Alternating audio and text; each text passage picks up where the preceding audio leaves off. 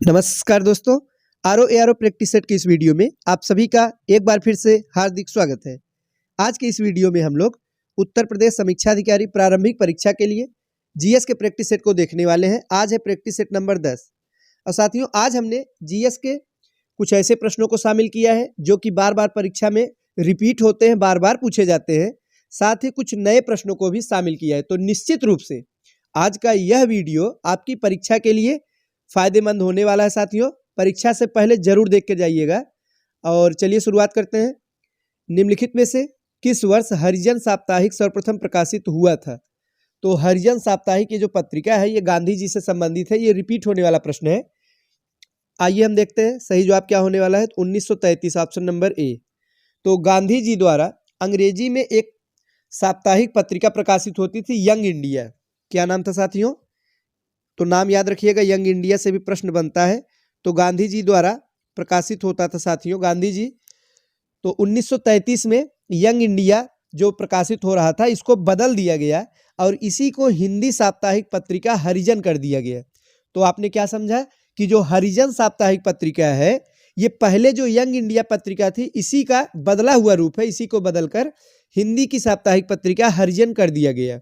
इसके साथ ही साथ 1932 ईस्वी में, कब साथियों? 1932 ईस्वी में गांधी जी ने अखिल भारतीय हरिजन संघ की स्थापना भी की थी। आगे कि संग्राम कमेटी का गठन किससे संबंधित है?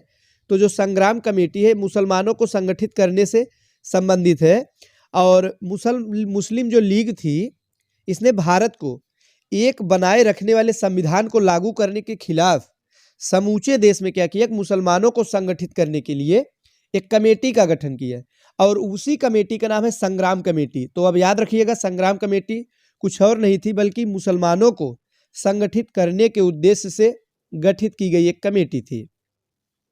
आगे कि भारत का कौन सा राज्य है जो अधिकतम राज्यों की सीमाओं को स्पर्श करता है? भूगोल का प्रश्न है, भारत का भूगोल और मैपिंग से संबंधित है। साथियों आप लोग मैप को अच्छे से देख कर जाइएगा परीक्षा से पहले और डेली एक आध घंटे जो समय है आप मैप में जरूर दीजिए। भारत के साथ साथ वर्ल्ड जो मैप है उस पर भी ध्यान दीजिएगा, यहाँ से सीधे सीधे प्रश्न पूछे जाते हैं। तो इसमें पूछा गया है कि इसमें से दिए गए राज्यों में से कौन सी राज्य है जो ज्यादातर राज्यों की सीमा को स्पर्श करता है? तो अगर आप अच्छे से मैप को देखे रहेंगे तो आसानी से कर ले जाएंगे। सही जवाब है उत्तर प्रदेश, ऑप्शन नंबर सी। अपना जो उत्तर प्रदेश राज्य है ये साथियों इसकी सीमा कुल 8 राज्य एवं एक केंद्र शासित प्रदेश से लगती है। उत्तर प्रदेश बिहार को स्पर्श करता है, झारखंड को करता है, छत्तीसगढ़ को करता है, मध्य प्रदेश को करता है, राजस्थान को, हरियाणा, हिमाचल प्रदेश और उत्तराखंड। साथ ही साथ केंद्र शासित प्रदेश कौन सा है? तो आप सभी जानते होंगे कि दिल्ली है जिसे स्पर्श करता है। कौन सी जनजाति है जो कि दीपावली को शोक के रूप में मनाती है? ये प्रश्न रिपीट होने वाला प्रश्न है और एक नहीं कई बार आपको परीक्षा में देखने को मिल जाएगा। अलग अलग परीक्षाओं में पूछा गया प्रश्न है। तो दीपावली को त्योहार के रूप में नहीं बल्कि शोक के रूप में मनाई जाती है एक जनजाति द्वारा। तो कौन सी जनजाति है? वो है थारू जनजाति। कौन सी है? थारू जनजाति के जो लोग हैं वे दीपावली को मुख्य रूप से शोक के रूप में मनाते हैं। और ये जनजाति पाई कहाँ जाती है? तो उत्तराखंड के नैनीताल से लेकर उत्तर प्रदेश के गोरखपुर और बिहार के तराई क्षेत्रों में निवास करती है साथियों। चलिए अब हम बढ़ते हैं अगले प्रश्न की तरफ, जो है कि निम्नलिखित में से कौन सी जनजाति के लोग हैं जो ऋतु प्रवास करते हैं? क्या करते हैं साथियों? ऋतु प्रवास करते हैं। तो ऋतु प्रवास का अर्थ क्या है कि ऋतु के अनुसार, मौसम के अनुसार अपना प्रवास करते हैं, यानी कि बदल देते हैं निवास स्थान, निवास को यानी रहने वाली जगह को मौसम के अनुसार बदलने वाले जनजाति का नाम क्या है? तो उस जनजाति का नाम है भोटिया जनजाति। सही जवाब होगा ऑप्शन नंबर डी। भोटिया जनजाति साथियों मुख्य रूप से सिक्किम में पाई जाती है। तो कहाँ पाई जाती है? सिक्किम में पाई जाती है और इसी जनजाति के लोग ऋतु प्रवास करते हैं। ऋतु प्रवास यानी कि मौसम के अनुसार अपने निवास को बदलते रहना।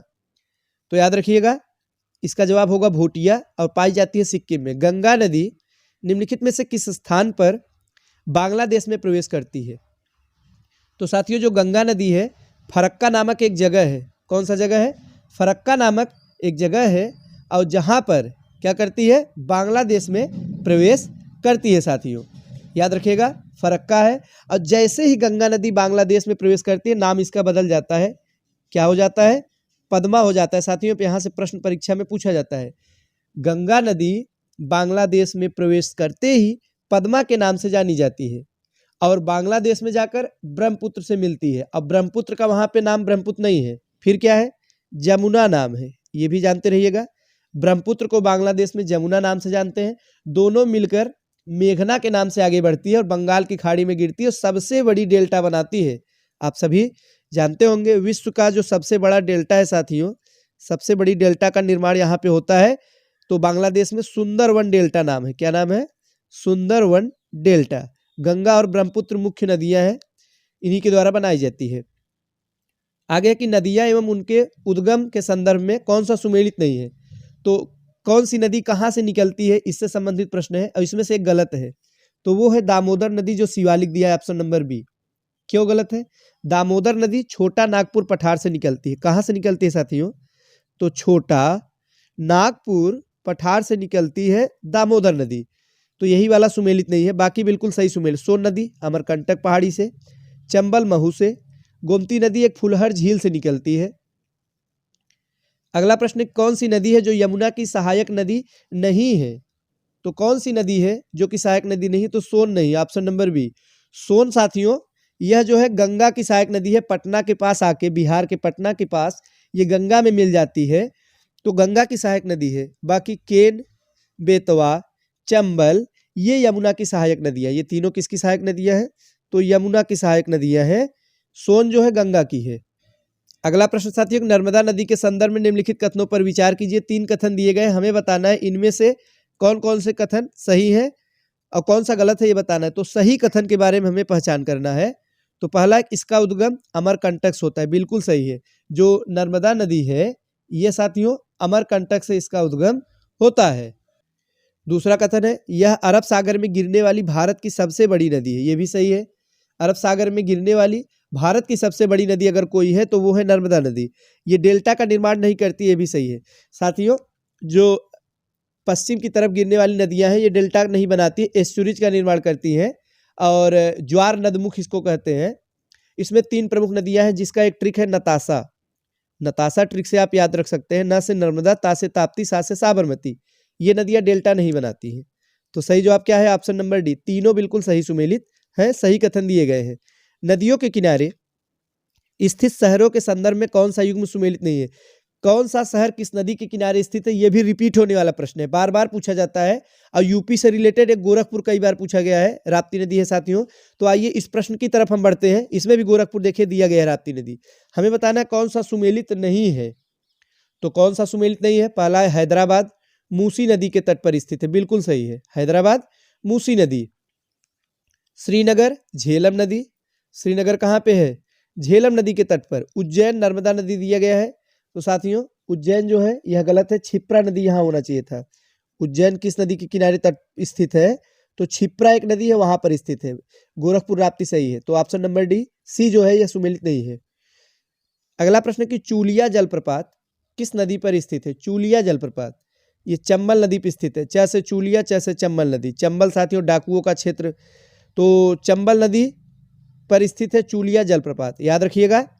दोनों एक ही अक्षर से है, याद रहेगा आपको, चूलिया चंबल।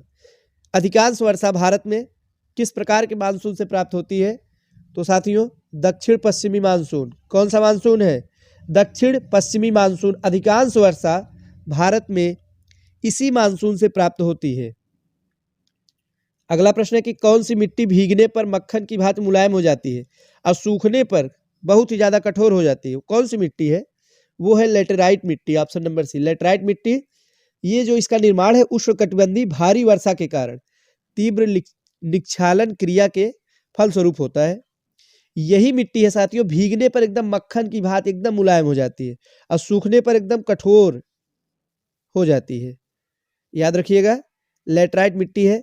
अब जनगणना से कुछ प्रश्न है कि 2011 की जनगणना के अनुसार उत्तर प्रदेश में सर्वाधिक अनुसूचित जनजाति एसटी जनसंख्या वाला जिला कौन सा है। रिपीट होने वाला प्रश्न साथियों, बार बार आपसे हम कह रहे हैं ऐसे प्रश्नों को याद कर लीजिएगा, परीक्षा में पूछा जा सकता है। तो सोनभद्र वह जिला है उत्तर प्रदेश का जहां पर एसटी यानी कि अनुसूचित जनजाति सर्वाधिक पाई जाती है।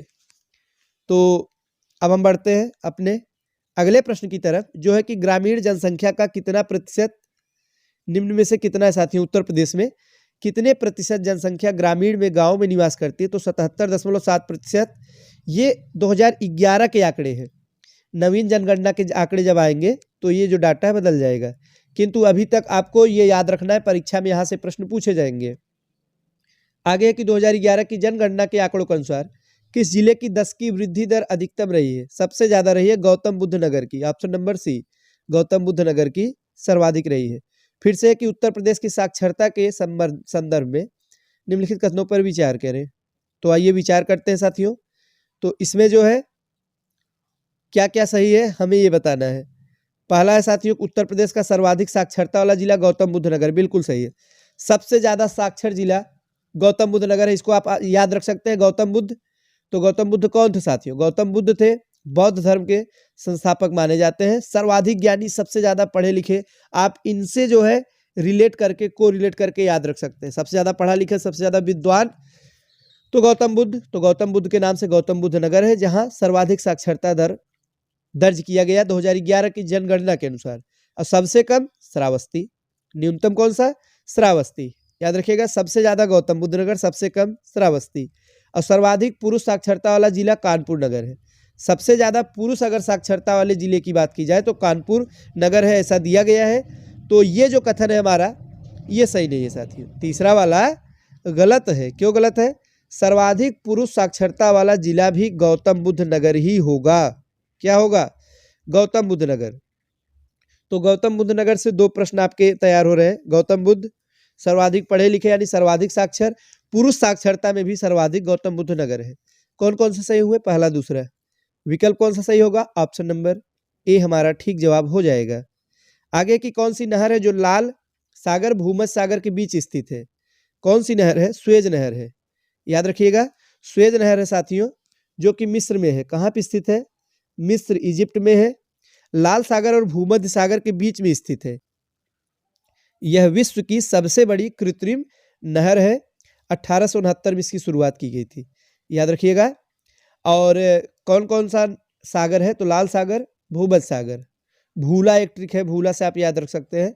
जैसे भी हो आपको रिलेट करके याद करिएगा, यहाँ से प्रश्न बनाए जाते हैं। निम्नलिखित में से किसे समुद्री वर्षावन कहा जाता है? तो किसे कहा जाता है? तो प्रवाल भित्ति, ऑप्शन नंबर सी को। क्यों साथियों? प्रवाल भित्तियों को उनकी अधिक जैव विविधता के कारण समुद्री वर्षावन कहते हैं। वायुमंडल के सबसे निचले स्तर को क्या कहा जाता है? तो क्या कहते हैं? परिवर्तन मंडल भी कहा जाता है। ऑप्शन नंबर ए सही होगा, परिवर्तन मंडल। साथियों यहाँ पे देखिए सीधा सीधा क्षोभ मंडल नहीं दिया गया है, आप लोग पढ़े होंगे क्षोभ मंडल, इसीलिए प्रश्नों का प्रैक्टिस करना ज्यादा जरूरी हो जाता है, क्योंकि शब्द कभी कभी बदल दिए जाते हैं। तो क्षोभ मंडल को ही परिवर्तन मंडल कहा जाता है। क्यों? क्योंकि आप सभी पढ़े होंगे, जानते होंगे, क्षोभ मंडल में ही मौसम संबंधी जो घटनाएं होती है, सब आंधी तूफान बारिश सभी इसी मंडल में होती है, और समस्त घटनाएं इस मंडल में होती है। इसीलिए यहाँ पे अशांत वातावरण होता है। तो परिवर्तन मंडल भी इसी का नाम है, याद रखिएगा, क्षोभ मंडल या परिवर्तन मंडल। नेक्स्ट है कि सतह से सूर्य तप का सबसे अधिक परावर्तन होता है, वापस कर दिया जाता है। तो किस सतह से? तो वो है हिम आच्छादित भूमि से, ऑप्शन नंबर डी, हिम आच्छादित भूमि। ये साथियों सर्वाधिक यहाँ से सूर्य तप का परावर्तन कर दिया जाता है। और किसी सतह पर परावर्तन की क्षमता को एल्बिडो कहते हैं, ये भी जानते रहिएगा। आगे की चक्रवात के आगमन के समय निम्न में से कौन सी घटना होती है? तो कौन सी घटना होती है? वायु गति मंद हो जाती है। जब चक्रवात आने वाला होता है उसके पहले ही एक सूचक के रूप में क्या होती है कि जो हवा की गति है धीमी हो जाती है, वायुदाब भी गिरने लगता है, और पक्षाभ मेघ छाने लगते हैं। अगर ये सब आपको दिखे एक साथ कहीं समुद्र किनारे, साथी जान जाइए कि चक्रवात के आगमन का सूचक है। सही जवाब होगा ऑप्शन नंबर डी, उपर्युक्त सभी जो है चक्रवात के आगमन के समय घटने वाली घटनाएं हैं। तो साथियों ये थे आज के महत्वपूर्ण प्रश्न जीएस का, जिनका हमने प्रैक्टिस किया। वीडियो अच्छा लगा हो तो लाइक करिएगा। तो आज के लिए बस इतना ही, मिलते हैं अगले वीडियो में। धन्यवाद।